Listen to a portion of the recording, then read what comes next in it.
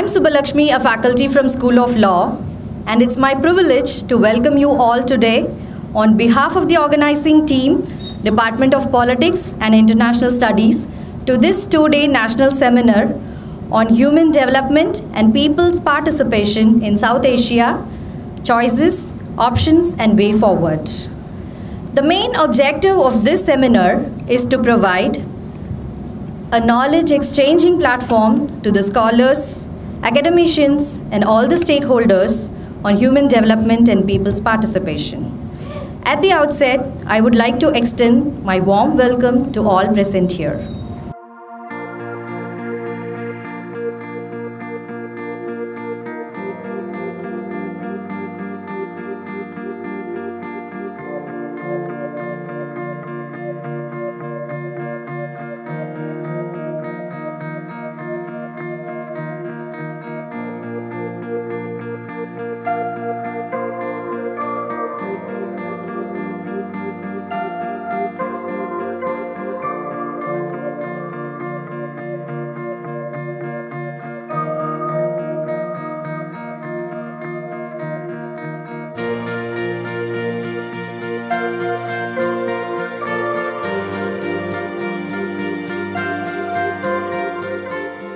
Esteemed Professor S. Sadiq, former Vice Chancellor of Madras University, Professor Suryanarayan, former Head, Center for South and Southeast Studies, Madras University, Professor Venkata Raghuvathan, Dean of the School of Social Sciences and International Studies, and of course our revered Vice Chancellor, Professor Gurmeet Singh, is on the way. It's a happy occasion for the Department of Politics and International Studies that we have been organizing a series of programs in the department. This is actually third or fourth of a series of programs that we have been organizing in the past 2-3 months period. So that shows that it's a vibrant and very active department in the entire School of Social Sciences and International Studies. I don't want to go into this seminar scope and all, and for that the organizer of this program, Professor Murthy, will be doing it. But at the same time, for the benefit of the participants of the seminar, those who have come from other places and other universities, I'd like to just briefly introduce my department. That is my job.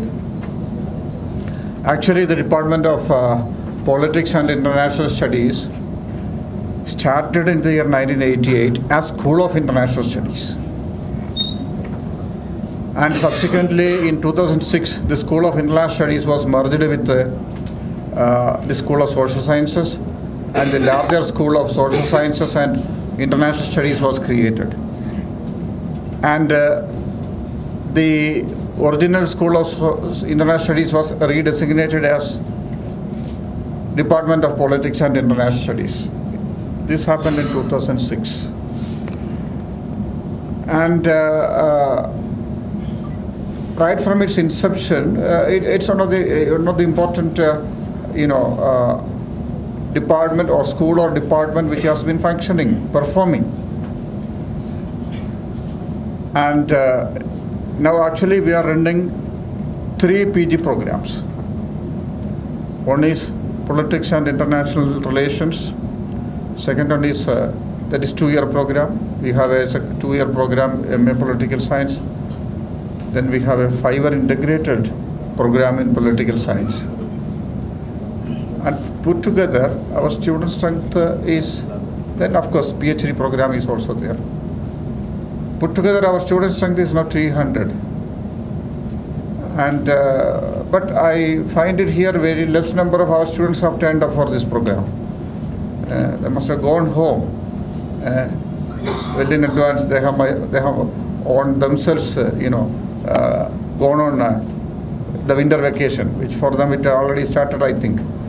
Even though it's not officially started, they have gone, I think, most of them. But I can see a few of them here. Our profile, the teacher profile of the department is very strong in that way. Because of that only UGC sanctions such kind of centers. And when we look at the students' profile also, you can find out the students of the Department of Politics and International Studies all over the world in good positions, comfortable positions they can be found. So this is what the profile of the department. In that way, as I said earlier, one of the vibrant departments in the entire School of Social Sciences and International Studies. And next month also we are going to have another program that is related to the Specialized Studies program of UGC. Another national seminar will be held. So in that way, we are giving opportunities to our students to interact with the faculty and also students and also delegates from other countries and also other institutions in India. And with this formal introduction of the department, now I'm just going to perform the duty assigned to me, that is welcoming. On behalf of the Department of Politics and International Studies, also on behalf of Pondicherry University, and also on my own personal behalf, sir, I extend to you, Professor Sadiq, a hearty welcome to this function. Professor Sadiq is former Vice Chancellor of Madras University. Then Professor Suryanarayan, he was formerly the Vice Chancellor, the head of the Center for South and Southeast Asian Studies in Madras University. And my association with him starts from the days of my, from my student days when I was a scholar. Then onwards I started interacting with him. And in fact, I must say that he's one of my guides. Not the actual principal guide, but I used to go to him regularly because my area of study and his specialization is South Asian studies. In that way, as an young research scholar at the age of 21 or 22, I started having developed a relationship with him, and still I am maintaining that warmth kind of relationship. Sir, I have this is a great honor for me to invite you to this function here. On behalf of the university and on behalf of the department, I'm extending a hearty welcome. Then our revered Vice Chancellor, Professor Gurmeet Singh, is also very much part of the organizing committee only, the patron of the organizing committee. He need not to be specially welcomed and invited to the function and all, but even then, sir, to suit to the occasion, the formal occasion, I extend you also on behalf of the department a happy welcome. And what I stated goes to our Professor Raghutam also. He is very much part of the department as Dean of the school. But even then, to suit to the occasion, this formal occasion, I extend you a hearty welcome to you also. And we have Professor Narayana Swami here on the audience. He was former registrar of Gandhigram Rural Institute. And Professor Sambandhan, former Dean of the School of Social Sciences and International Studies. And like that, our faculties from the School of Social Sciences and International Studies and other faculty members from other departments, our beloved students, I extend a hearty welcome to this function for all of you. I am welcoming once again, one and all. Thank you.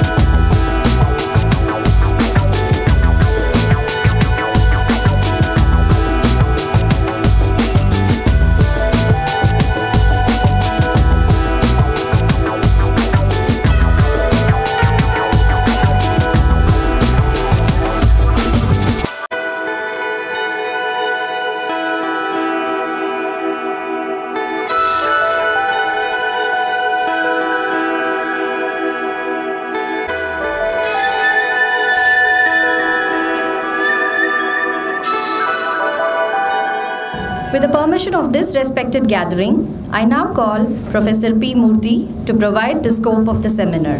Good morning. This is a great occasion that makes me to remember the 150th birth anniversary of Mahatma Gandhi. This entire seminar is devoted for the greatest soul of the world, Mahatma Gandhi. We have been celebrating the 150th birth anniversary from 2nd October 2018. This will go on and on till 2nd October 2019. This is with this perspective we started proposing for the seminar, we got it approved, and now that we are celebrating, remembering Mahatma. For that cause only we are all sitting here. You all know development is a complex process, and human development is a very complex process. It's not easy to define human development. Human development in South Asia particularly, very toughest one. It is felt by various economists of the world. The entire process started in 1980s.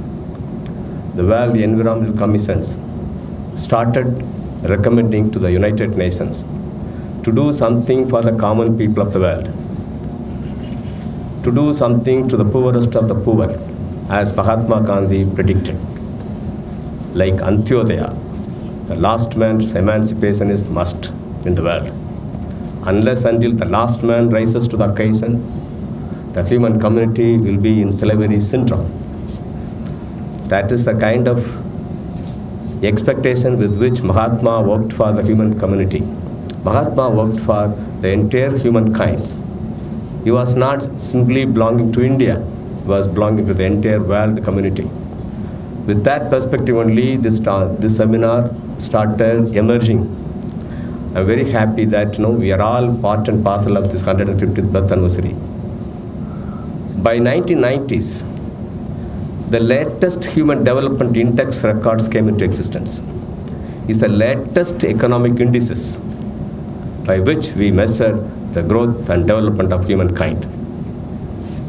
The hunger level, the poverty level, the education level, the health status of humankind, all being processed in the name of Human Development Index. It started in 1990s only, a greatest initiative by United Nations. By the end of 1990s, all humankinds in General Assembly, they had a greatest resolution passed by UN General Assembly. The Assembly agreed for identifying the world problems of the world.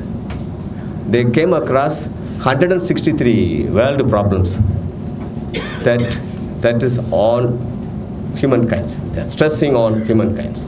How to come out of this 163 problems of the world community? When they just went for researching on further, a great team researched on this, how to come out of this all anomalies, the entire conflict, that human conflict that we are facing today. They suggested 8 important programs. 8 important programs. With that, the United Nations decided to launch a very big scheme called UN Millennium Development Goals in the beginning of 2000. You all are aware, we're all scholars coming from different parts of India. You have done a great work, I have seen your papers. All research scholars plus all young teachers hailing from different parts of India have come here. You all know that a great initiatives by United Nations went hunting the world. And 8 important programs were decided to be the mainstream for humankind. How to emancipate humankind from these 8 important problems. Then the UN MDG came into existence. After this, they came across yet another concept called UN Sustainable Development. How to sustain it? India was asked to remove absolute poverty by 2015. India could not do it. Our former Prime Minister went to United Nations, he asked for 2 more years extension, 2017. India could not do anything, even for relative poverty. Unfortunate. So we have a greatest syndrome, poverty syndrome in Indian settings.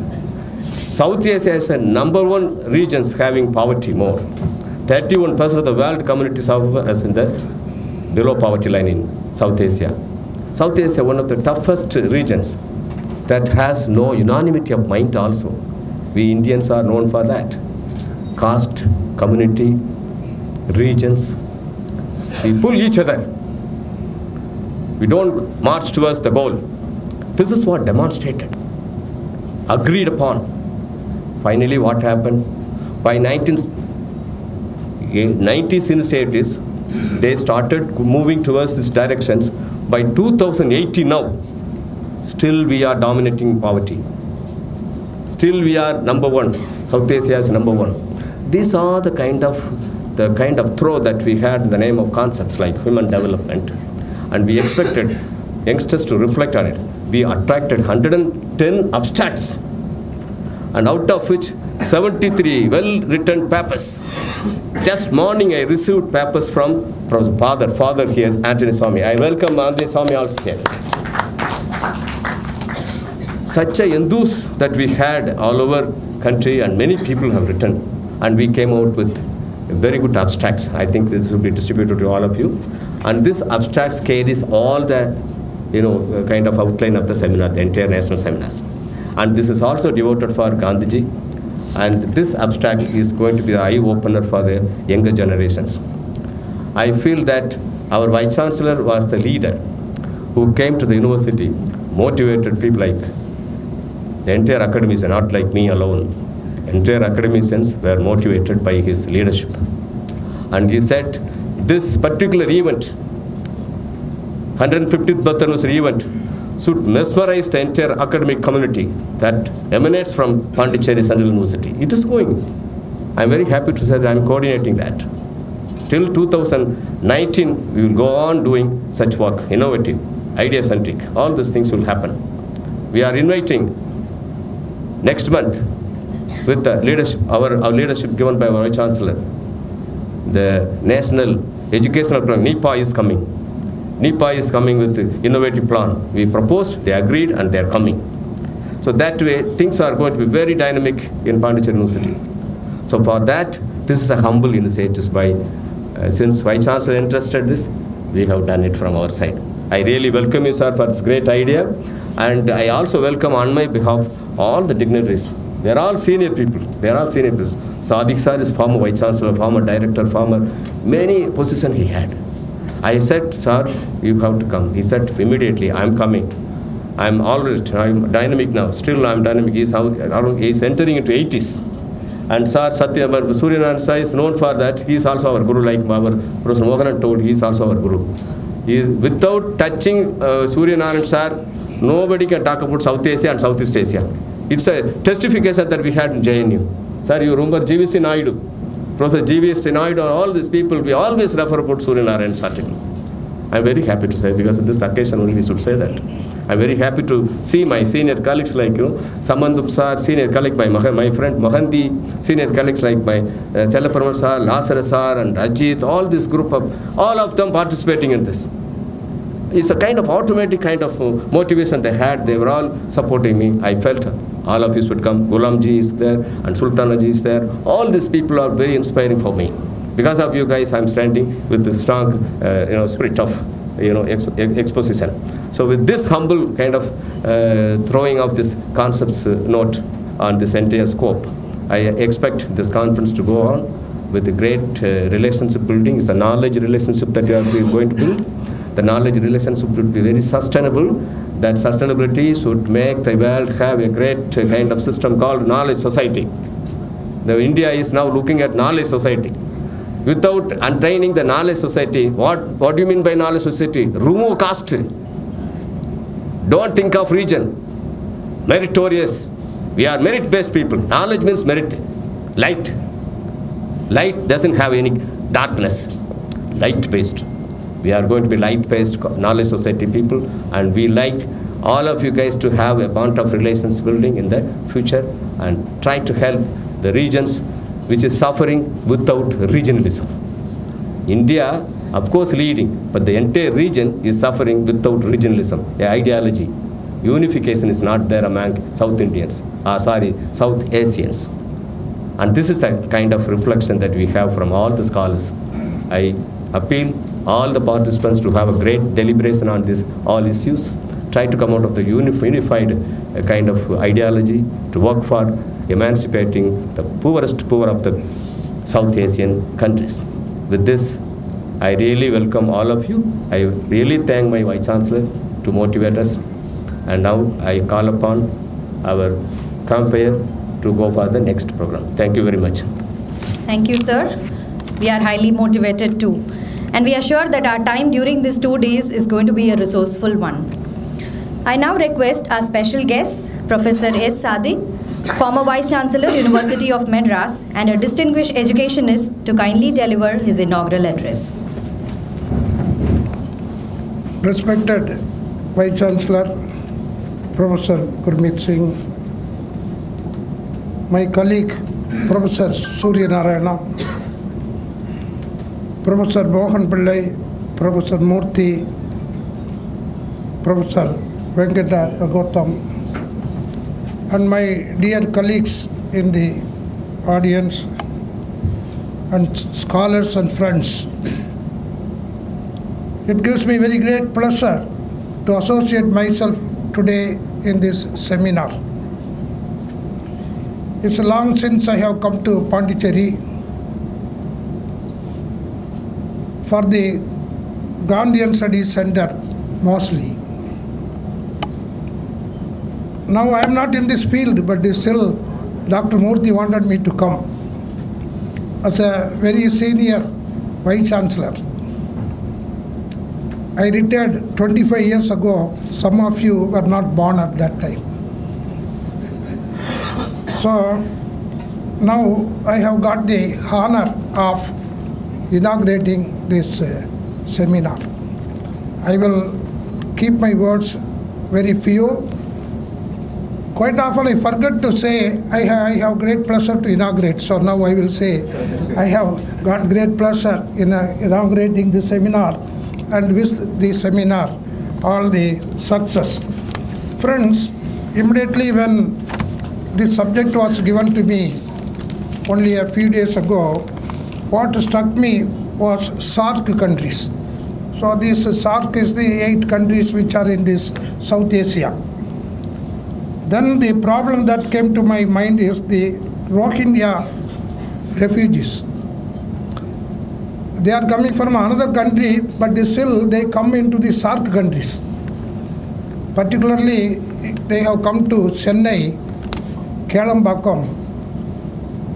There is a camp for them, and there's a lot of difficulty both for them as well as for us. They have gone to Pakistan.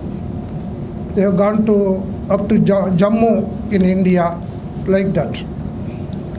So I would wish that this point also must be discussed, but in the abstract I find it is not there. Very indirectly it comes into a picture.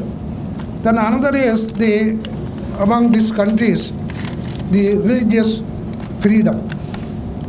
Couple of days ago or a week ago, I had a paper news.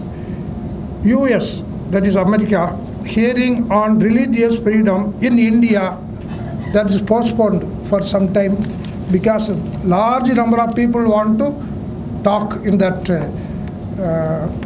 the assembly.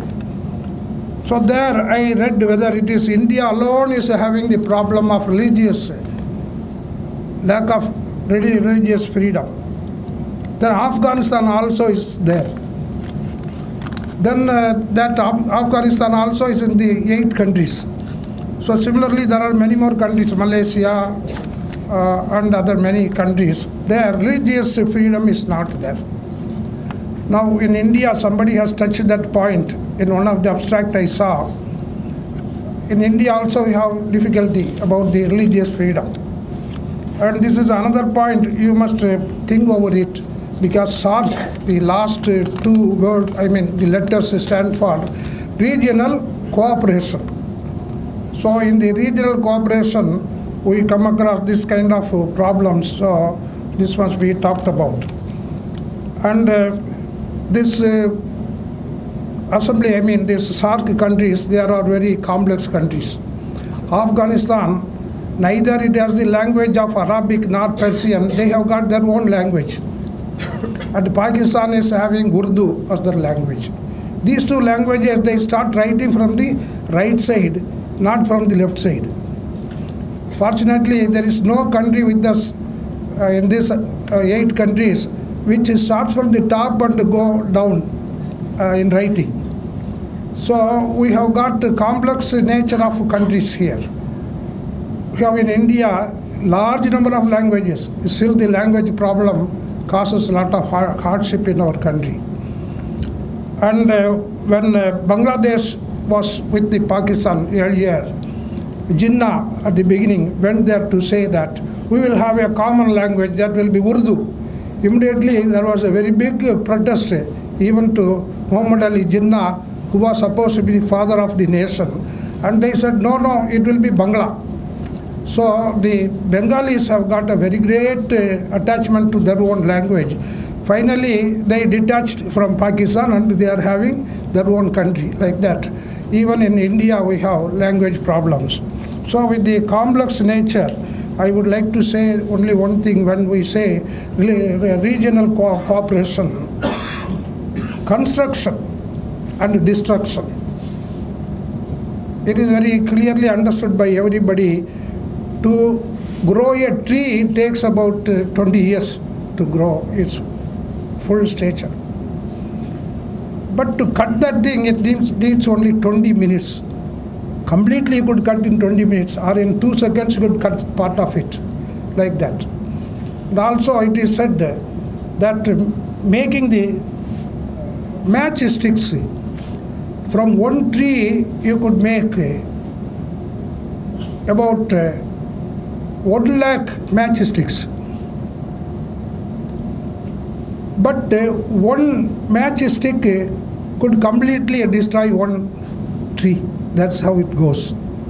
So construction is something evolutionary, whereas the destruction is called revolutionary. Immediately revolve revolution and you get into problem.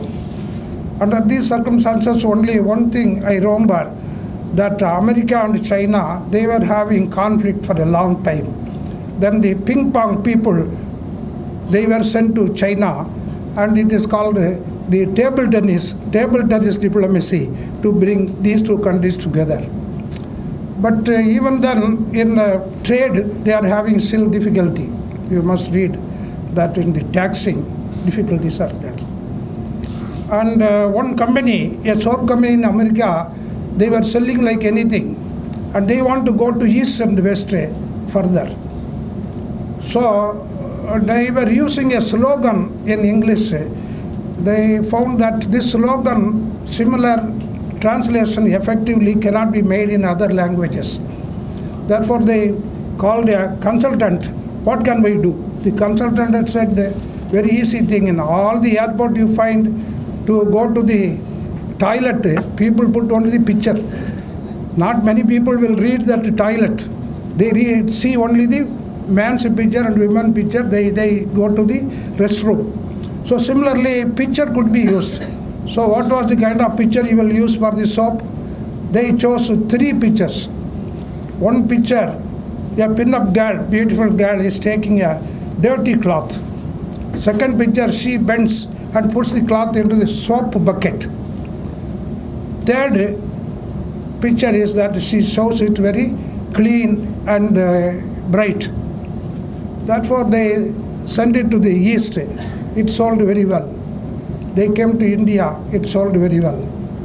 But they came to Middle East, it did not sell. The reason being, in the Middle East, they read from the right to left. So they find a bright cloth is taken and put into soap, it becomes dirty, so it did not sell. Similarly, at least Afghanistan and Pakistan we are having, they read from the right side. We all read from the left side. So in SAARC country itself, 2 countries we have, they read. So it is complex nature. We cannot use the same scale and the same picture, same kind of diplomacy to have what is called that cooperation, regional cooperation. we have to apply different kind of cooperation and different kind of methods to do. So this is one thing that some of you, if not in the same seminar, in the future you could work on it. How you could just bring the regional cooperation with all these countries. Friends, with this I have great pleasure in inaugurating seminar. Thank you very much. Thank you, sir. It's a blessing to have you here today, sir. Now, I would like to invite this gentleman who is just a year old to this university but has almost won the hearts of each one of us here. In every department, there will be some events airing on, and he never misses or ignores any such events, and he is right there to extend his support. Your presence definitely makes a difference, sir. May I request our Honorable Vice Chancellor, Professor Gurmeet Singh, to kindly convey the presidential address. Well, good morning, everybody.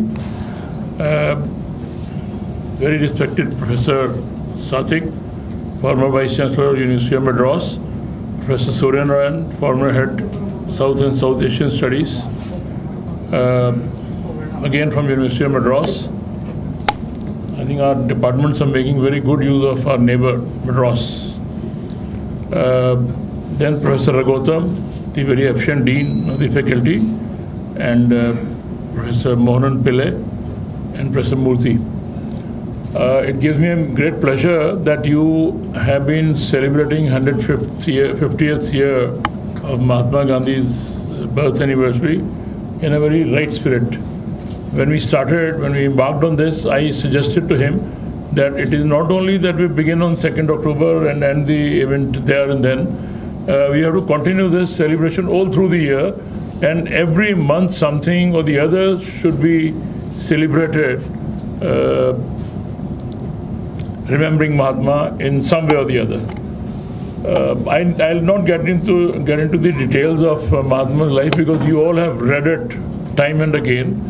And whatever we are now starting on at a very late stage, Swachh Bharat, this was something he started right away in 1930s, early 30s in fact.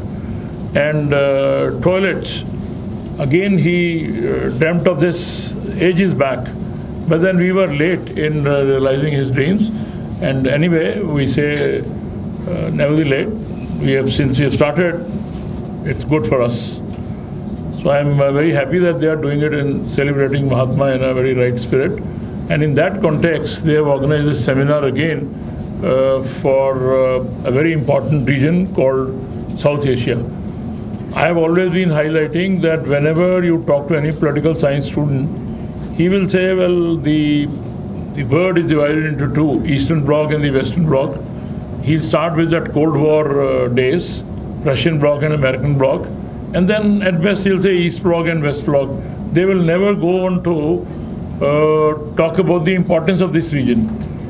Whereas this is one area, if you analyze from any angle, population, we are a force to reckon with. Agricultural side, we have our own traditional styles. Education, Professor Sathik has already described the kind of diversity we have. Still we are doing very well in all this.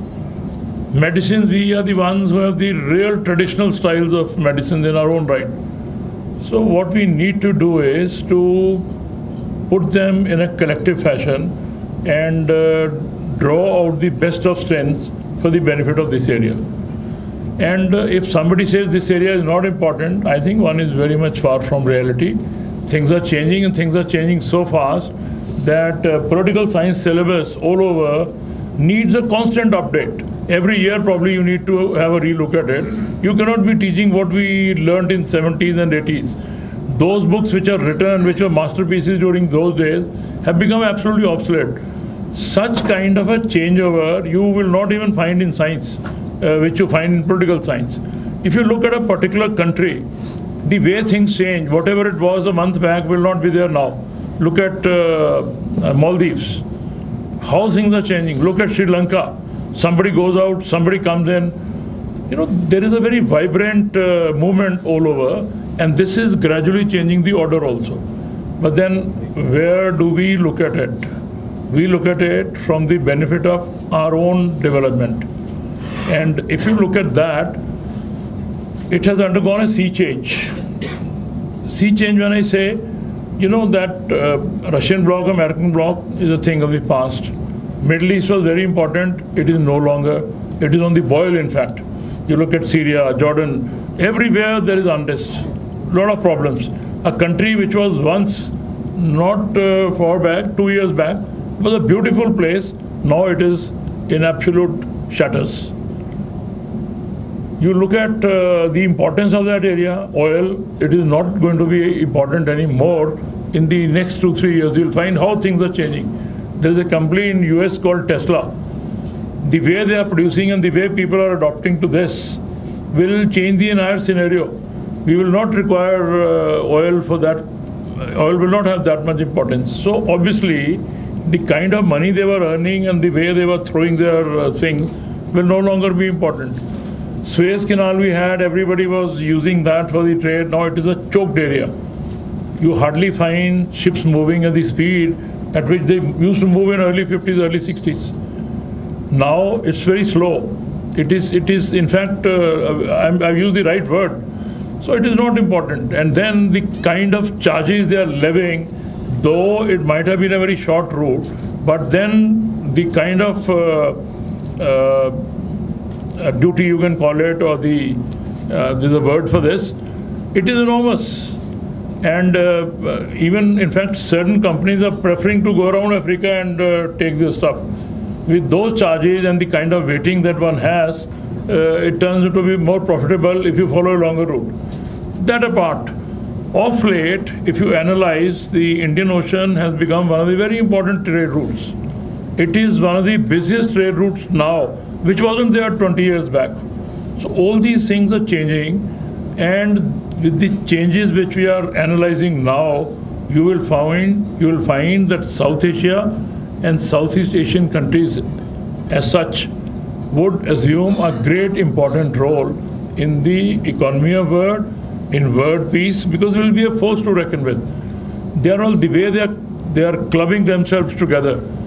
Had there not been for these minor aberrations like Pakistan creating a problem in the Southeast Asian SAARC countries, things might have been gelled better, and we would have embarked on better cooperation in terms of health, in terms of education, in terms of infrastructure development for this area. Can you imagine that we can have longer routes one will be able to drive through? Education, you know, SAARC University was set up entirely with the cooperation of these countries.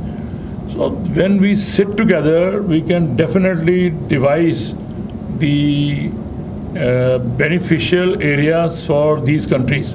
But of course, there are problems here and there, as I said, minor aberrations, which will be looked into. They are not aberrations for a very long time. So this area assumes great importance, and this is what we need to highlight. We don't need to look down upon ourselves that, well, we are from underdeveloped countries, therefore we'll never be able to do anything as compared to what Europeans are doing or what Americans are doing. In terms of human force that you have, there is no reason why human index will not be developed to the maximum benefit of these countries. You are all familiar with that human development index. If you look at it, in the last 10 years, the way we have developed, and in the last 10 years, the so-called European and Americans have developed, we have done much better, let me tell you.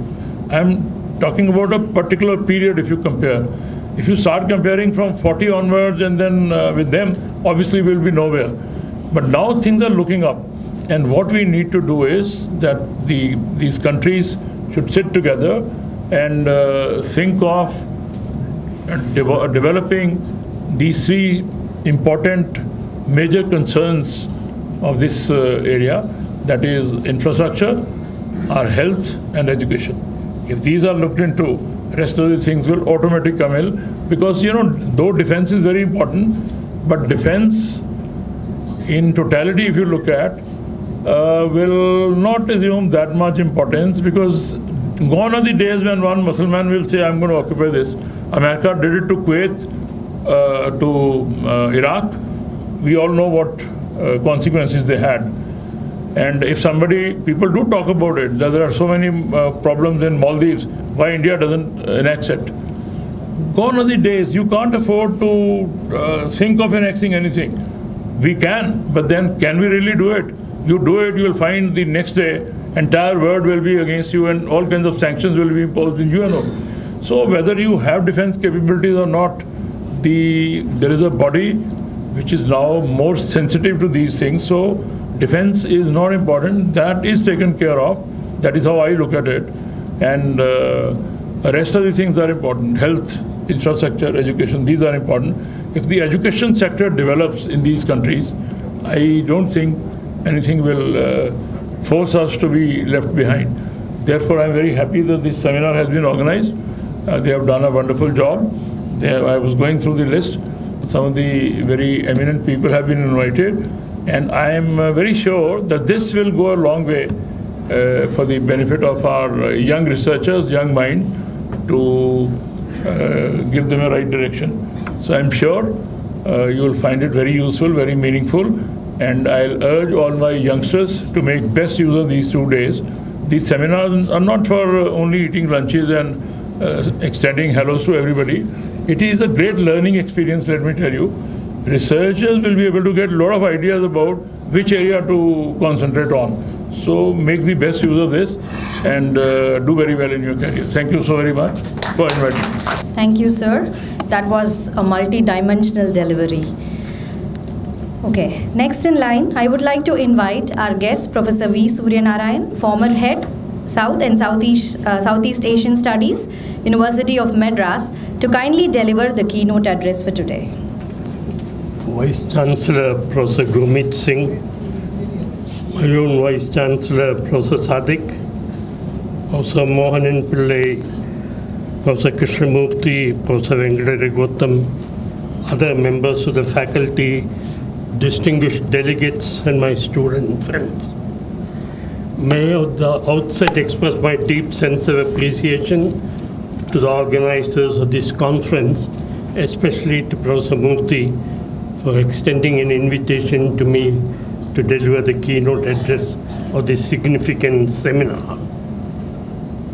I deem it as a recognition of my own contribution to the development of South and Southeast Asian studies in this country, for I have been involved in teaching and research in these two regions for more than 5 decades.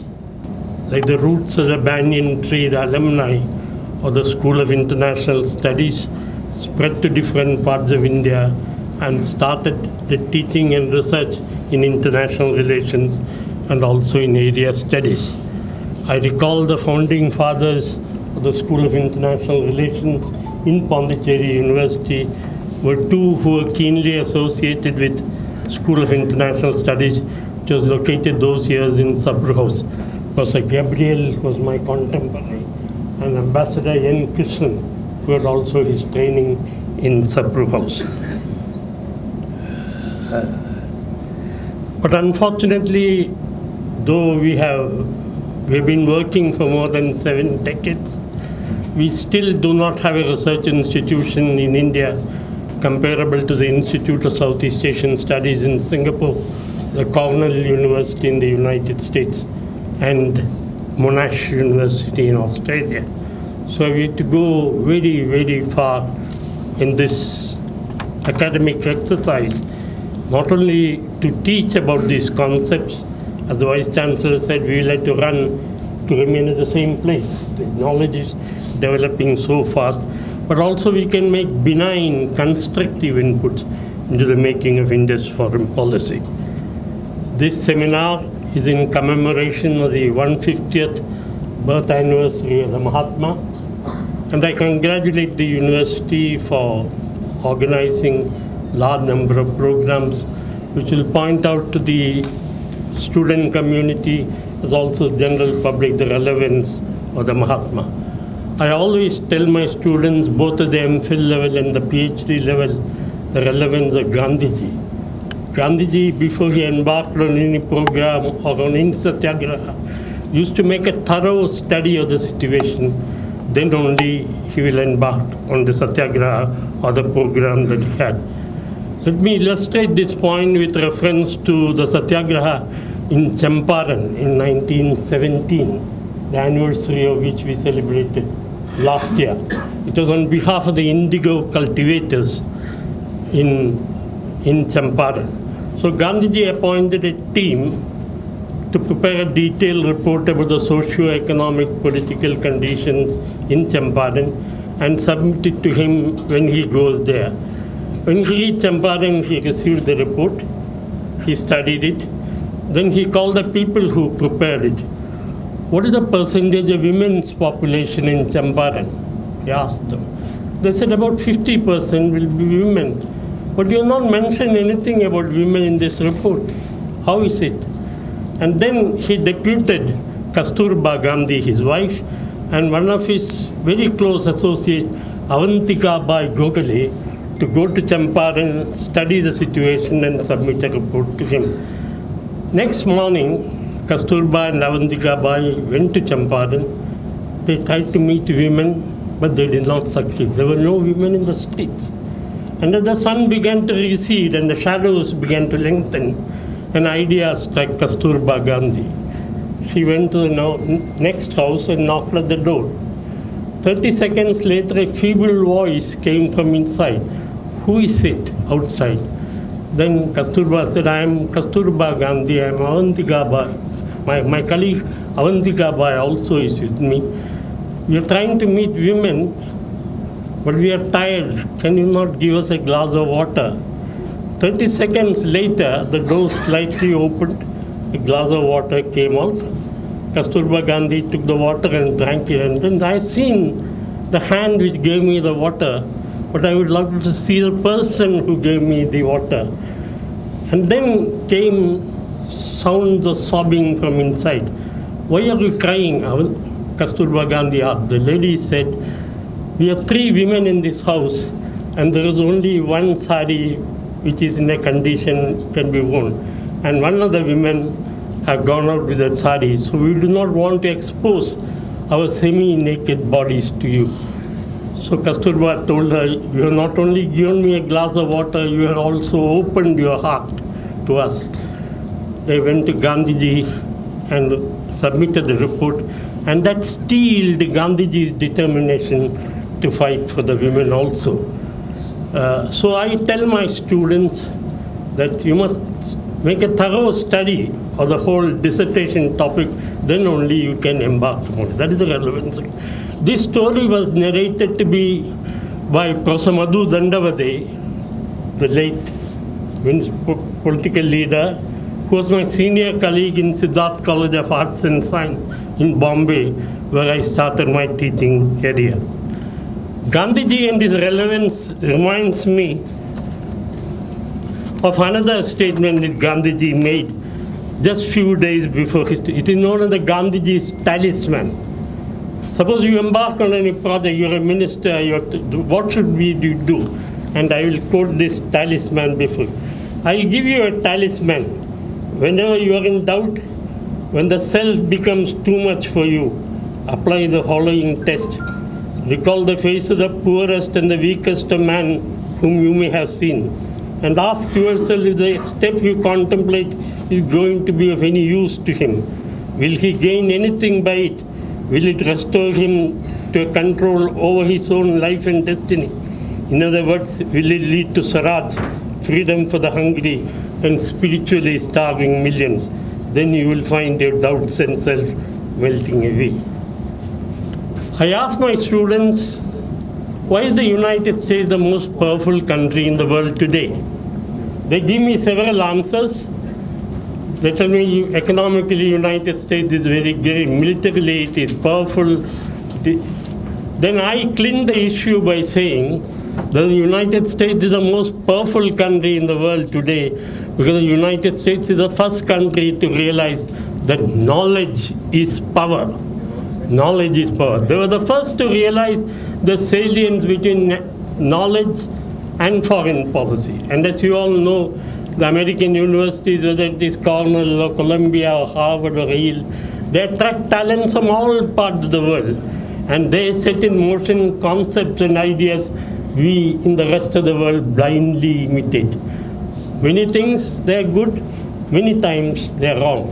And one of the worst things that they have taught us, which we blindly ape from the United States, is the division of Asia into South Asia and Southeast Asia. This division has not enabled us to understand that many countries are our immediate neighbors, but intellectually very distant. Very few here would realize the fact that the distance between Indira Point, the southern tip of the Andaman Nicobar Island, and the island of Pubresh in northwest Sumatra is less than the distance between Chennai and Tirupati. Very few among you will realize the fact that the distance between Indira Point and Phuket in Thailand is less than the distance between Chennai and Madurai. They're so near to us, but intellectually they're so distant because we accepted this idea that South Asia is one region and the country stretching from Myanmar to Philippines is another region. We must break this barrier, and in order to break this barrier in the early 1990s, I came out with an idea that sea unites, land divides, and we must have a regional organization based on Bay of Bengal. We must promote a Bay of Bengal community. And the Bay of Bengal, when I say Bay of Bengal, I also include its adjunct, the Andaman Sea and the Malacca Straits. And the Bay of Bengal consists of India, Bangladesh, Myanmar, Thailand, Malaysia, Singapore, Indonesia, Sri Lanka, where 1/5 of the population live. And take any issue. Take the question of fisheries. Now in Andaman Sea is one of those rare seas in the world where fish die of old age. But who comes for fishing? The outside the region. Taiwanese come, the Japanese come. Why should we not cooperate with one another for the benefit of all? Weather forecasting. Every year, October, November, cyclones hit Bangladesh, cyclones hit the Orissa coast. We do have a very developed weather forecasting machinery. Can we not assist our neighbors by forecasting that cyclone is approaching? Can we not help our neighboring countries in evacuating the people from the maritime terrorism, tourism? Take anything, the scope is immense and we can reach a win-win situation.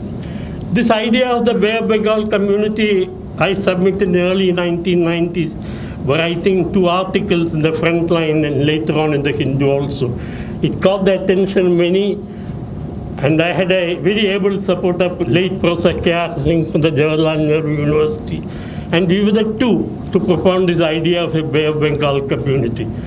Ambassador Ranjit Sinha, who was our ambassador in Thailand and also in West Asian countries, he was caught with the idea, and once he went to the then Foreign Secretary Jane Dixit and told him, SAARC, we are not able to progress because of India-Pakistan differences. Why should we not promote this idea of Bay of Bengal community, which will bring the South Asian countries and the Southeast Asian countries together? And what is more attractive about the Bay of Bengal community was the fact that the 2 countries with which we do not have friendly relations, namely Pakistan and China, are absent from this region. Dixit told Ambassador Ranjit Sinha is a non-starter. But Ranjit Sinha did not give up hope. He went to the Thai Foreign Ministry because he was Indian ambassador in Thailand, and he persuaded the Thais to float this idea of the Bay of Bengal community. And since Thailand proposed it, New Delhi could not oppose, and BIMSTEC came into existence. I'll not go into the details of the progress of BIMSTEC, but BIMSTEC is crawling. Ambassador Subin Nakandala, a good friend of mine, a Sri Lankan diplomat, was the Secretary General of BIMSTEC, headquarters of which is based in Dhaka, telephoned me last year that I had submitted many plans for people-to-people cooperation in the Bay of Bengal community. And he said, but I regret to inform you that the greatest stumbling block is India.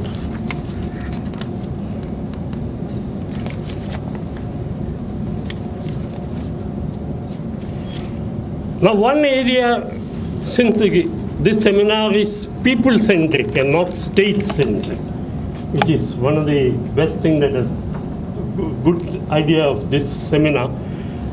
One of the areas which we have not completely capitalized, is cultural diplomacy.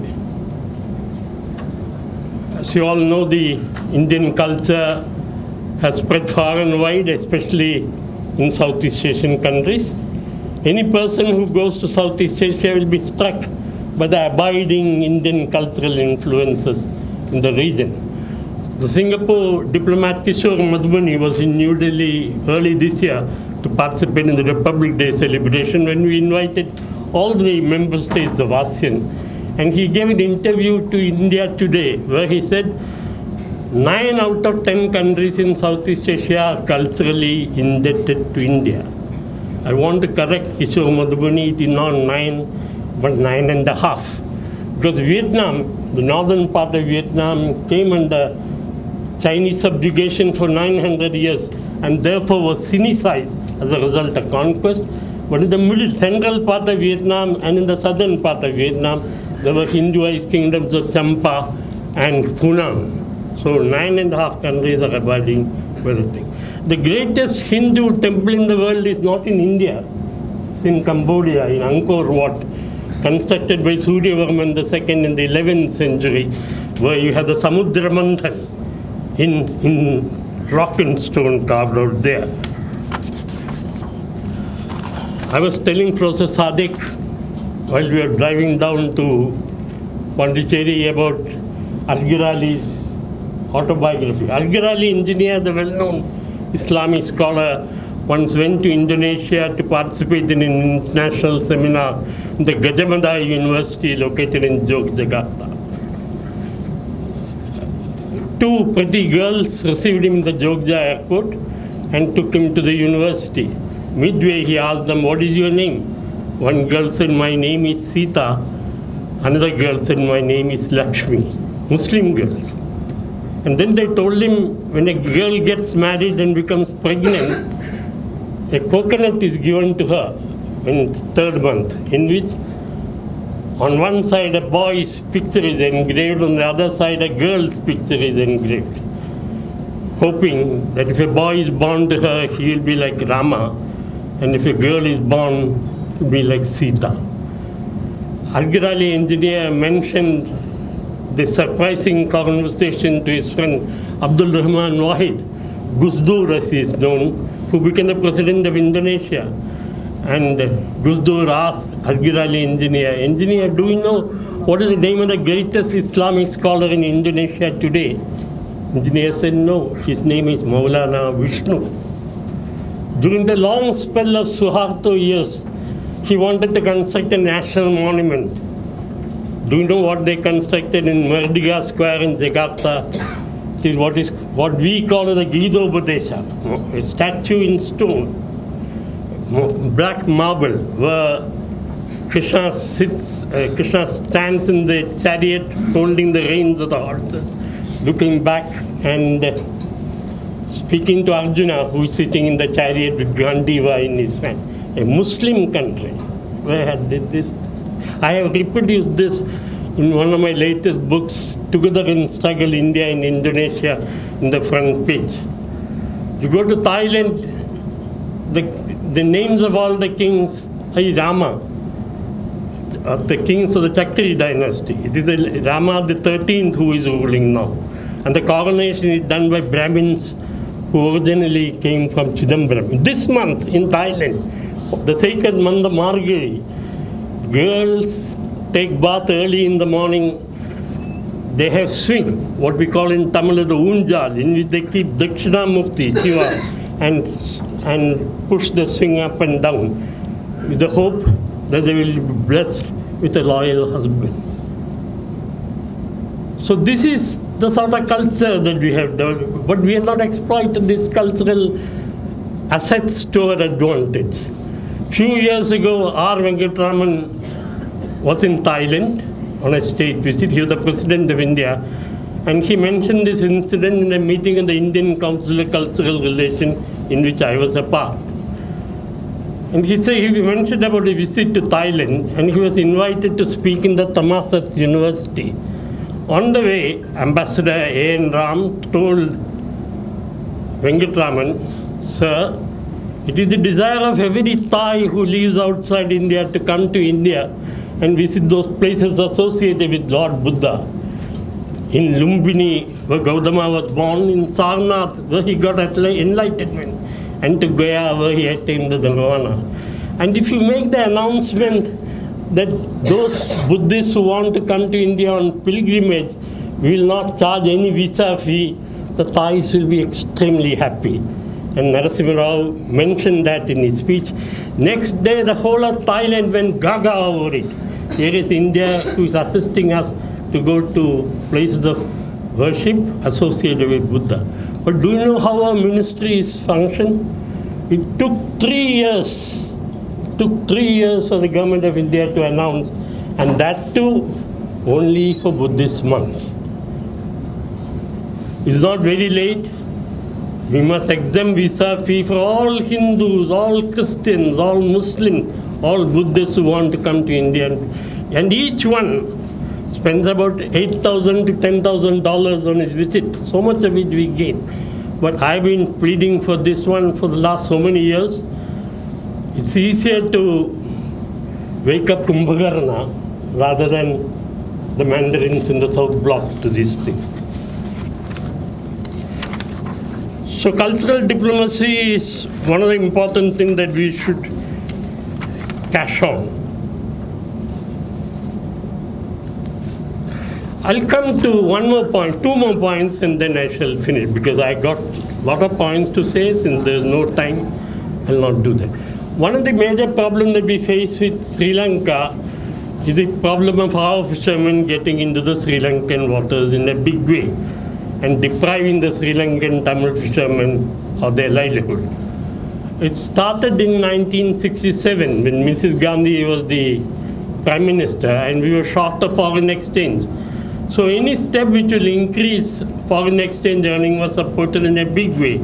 And one of the things that they did was to introduce trawling in the Park Bay. And tuna fish and other fish were being exported, which was major foreign exchange earner for us. But trawling has a deleterious effect, detrimental effect. If you do trawling, if I sweep this table, it will be spotlessly clean. That is what trawling did to our side of the parkway. There were no fish. It removed everything from under the sea, including the seeds of the fish. No fish on the Indian side, so our fishermen started going to the Sri Lankan side. And those were the years of the ethnic conflict, when the Sri Lankan Tamil fishermen were being detained, the government banned fishing. Many of them came as refugees to Tamil Nadu, and they used to go in Indian trawlers. So they will tell the Indian trawler owners, go there, you will find a lot of prawns and all.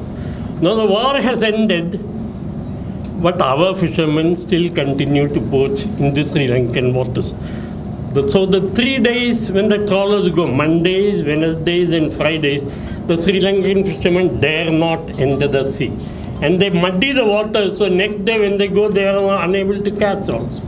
I visited the fishing villages on the Sri Lankan side of the parkway. When I went to Pesale near Mannar, the fishermen told me, sir, you be here tonight. Early in the morning, you can see Indian trawlers 500 meters away in the sea. And if the Sri Lankan government takes this issue in the International Court of Justice, because they got photographs of our trawlers getting into Sri Lanka. It starts on Rameshwaram around 4 o'clock in the evening, 5 o'clock, 6 o'clock, 7 o'clock. 7 o'clock they will cross the maritime boundary because the Kachativu is there, which is on the Sri Lankan. They go deep, deep, deep. And if it goes to the International Court of Justice, our image in the Committee of Nations will take a nosedive. Is there any way by which the interests of the fishermen, Indian and Sri Lankan Tamil fishermen, can be protected and fostered? And I have suggested these ideas. The first is that the problem with the 1974 and 84 Maritime Boundary Agreement was it was done by people who did not know anything about the sea. The reality of the sea they did not know. In Delhi, many of the people are sea blind. Some of the officers in the South Block may not have even seen the sea. So they came to an agreement which did not reflect the ground reality. Now what do? First, You must take away the trawlers, because trawlers are banned in Sri Lanka. Trawlers play havoc to the sea, and the Sri Lankan Tamil fishermen rightly say and complain rightly that if trawling continues, there will be no fish on the Sri Lankan side.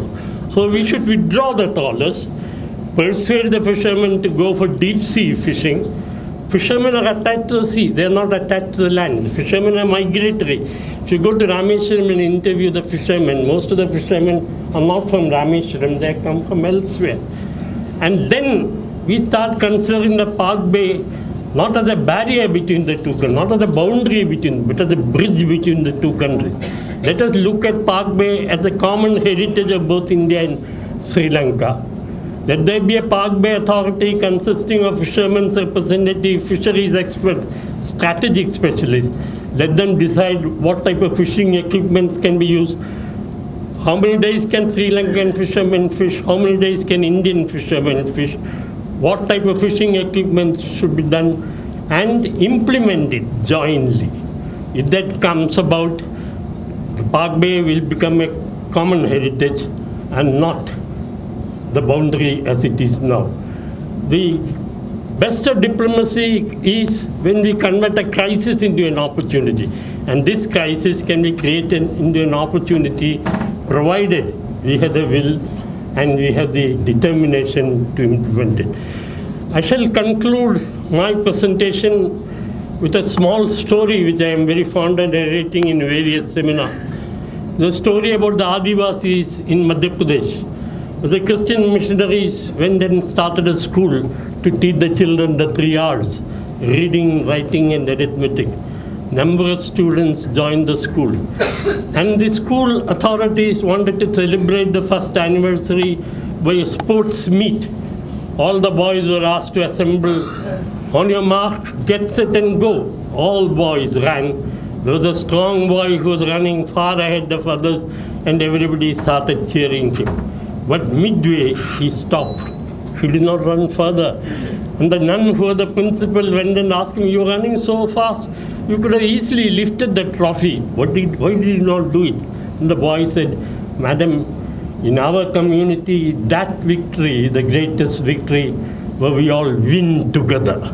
This concept of win-win situation should be the yardstick, should be the touchstone for regional cooperation in South Asia, and I'm sure this point will be further exemplified in the seminar. I've taken a lot of time.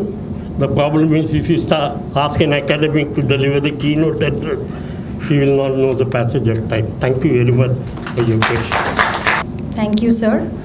That was an emotional, touchy, and an inspiring talk too. We are blessed to have you here today, sir. Thank you very much. I am now pleased to invite Professor Venkataragautam, Dean, School of Social Sciences, Pondicherry University, to give away the felicitation. Respected Vice Chancellor, he wanted me to convey his deep appreciation for this function and to the school for organizing this. Professor Surya Narayana, who just delivered the keynote address, Professor Sadiq, former Vice Chancellor of Madras University, my colleagues, my two very valuable colleagues, Professor Mohanan Pillai and Professor Murthy, and all my assembled colleagues from the school. I see my good friend Lazarus here, my good friend Dr. Chellaperumal, and of course my senior colleague who recently retired, Professor Samandam, Professor Dastagir Ghulam, and all my colleagues from the school. And dear students, I am indeed very grateful to my colleague and the organizer of this seminar, Professor Murthy, for giving me this opportunity to present the felicitation. I will start by responding to what Professor Sadiq had said because I think it is important. He mentioned that the United States is going to have hearings on religious freedom. Now, as I see it, and I have been an avid reader of the newspapers, I would like to remind Professor Sadiq that it is the United States that waged war against 6 countries and destroyed them, including Iraq, including Libya, including Syria, and a number of... So I don't think we need to, at least India of Gandhi and the India of Gautama Buddha needs any lessons from the United States. And I think this, the younger generation must learn that United States is not an exemplar of human rights. It is an exemplar of good education, I accept, but certainly not of human rights. I would like to correct you, sir, for this, because I don't think holding up United States as an example of human rights, particularly religious freedom, sends the right message to our countrymen, because we all know what United States is doing in different parts of the world for its own, in the pursuit of its own interest. And I hope India doesn't follow that example. I hope India doesn't follow that example, though the new conservative movement that is gathering strength in India too may drive India into a Western embrace, which would be unfortunate. Now, there is another point on which I would like to draw your attention, because these are important. I'm a teacher, I'm a historian, so I like to teach. And the reasonable thing in life is to learn from those who can teach. Now, Gandhi, he's a character of immense complexity. He's not an ordinary man that we can make a statue of him and ceremonize on important occasions. No. Gandhi, when freedom dawned on India, Gandhi said that the Congress party has to be dissolved. Why did he say that?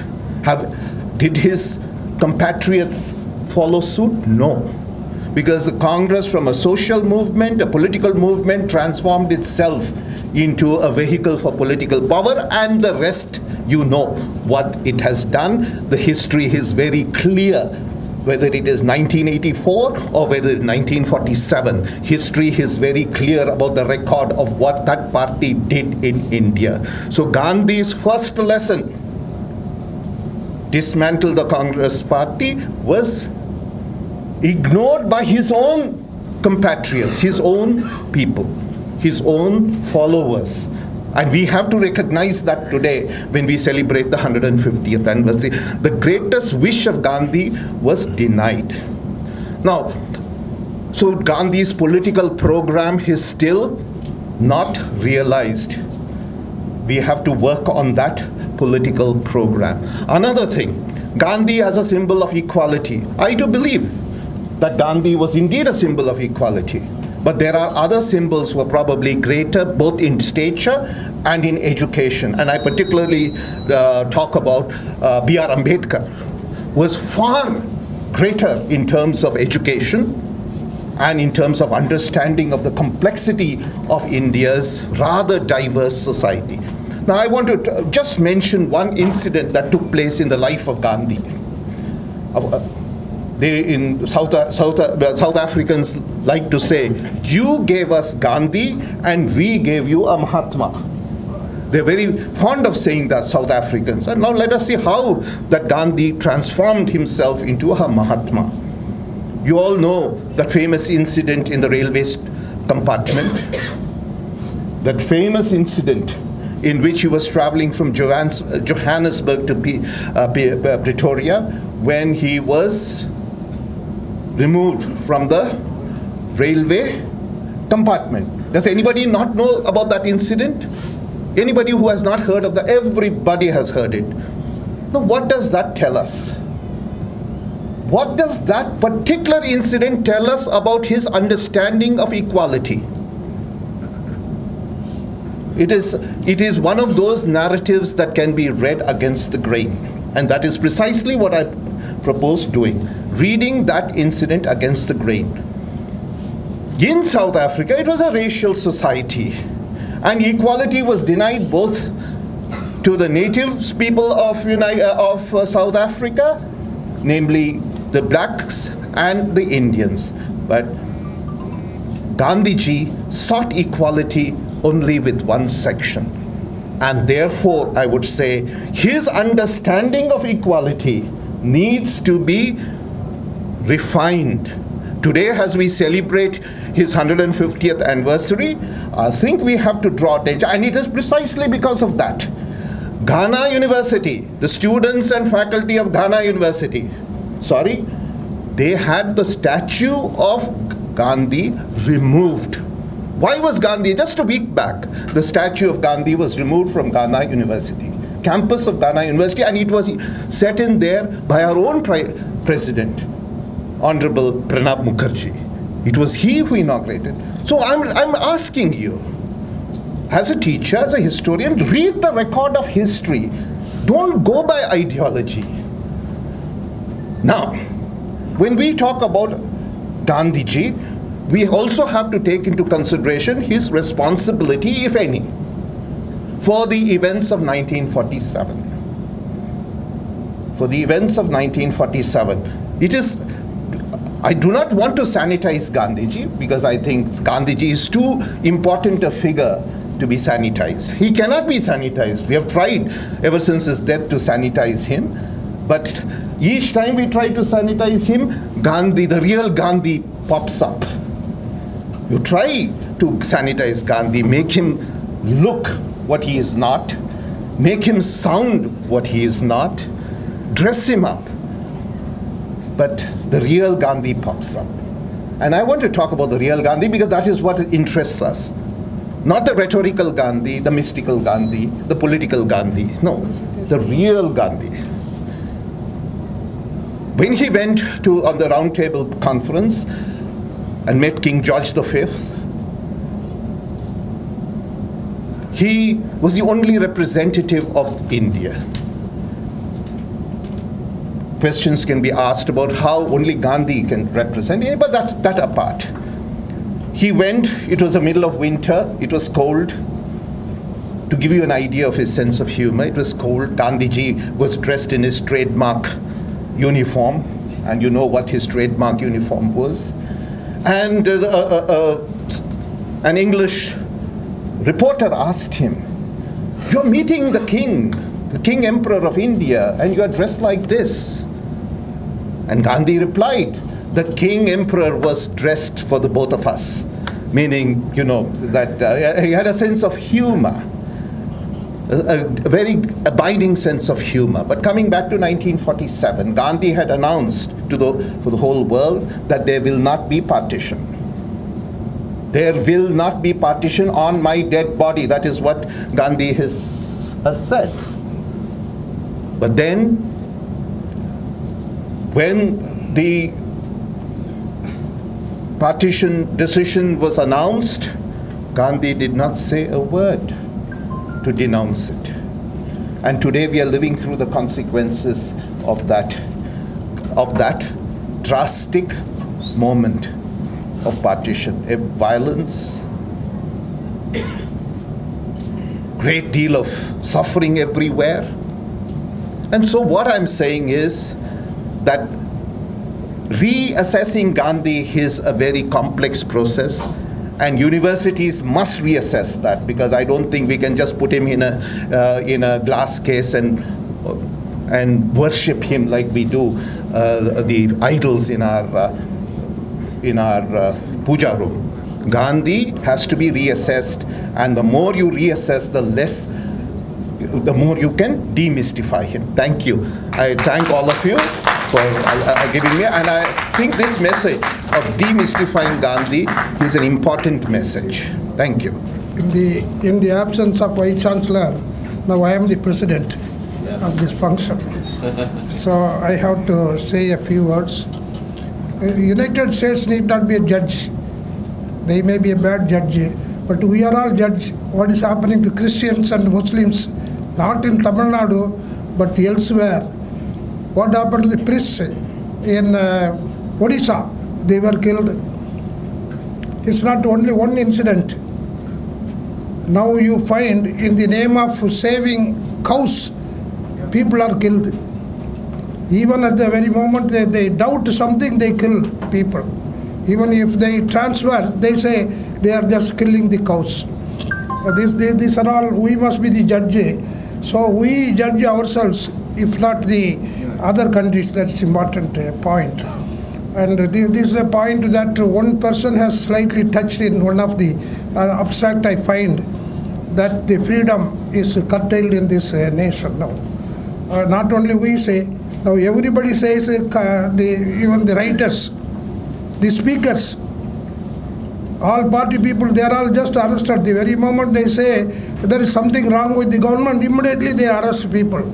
This is happening. We thought that it was happening only in North, but now it is happening in Tamil Nadu also.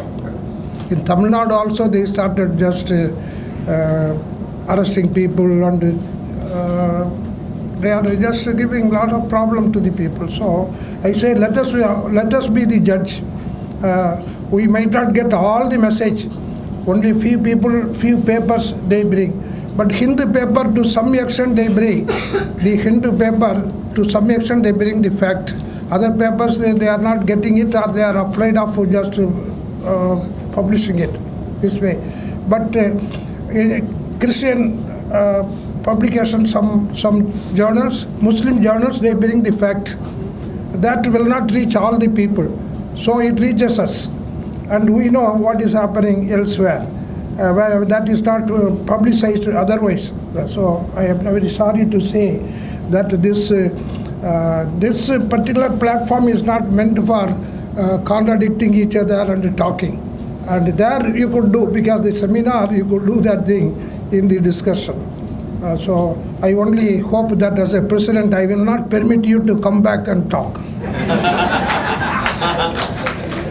And I should also say, Professor Raghutam, thank you so much. That was a precise and strong sum up. And as usual, we are charmed by your sharp accent, as always. Thank you. And now I call upon Mr. G. Rose, Assistant Professor, Department of Politics and International Studies, to convey the formal vote of thanks. Okay, pleasant morning, one and all.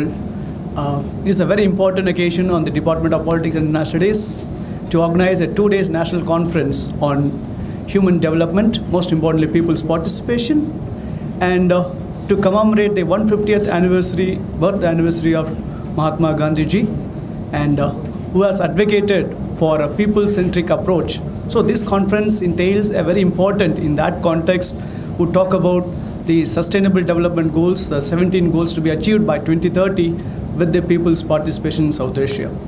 Now, recently the United Nations have come up with a very interesting report which says that over 2.2 billion people lacks some basic human development skills, and it is unfortunate to note that over 50% of them are from Afro-Asian countries.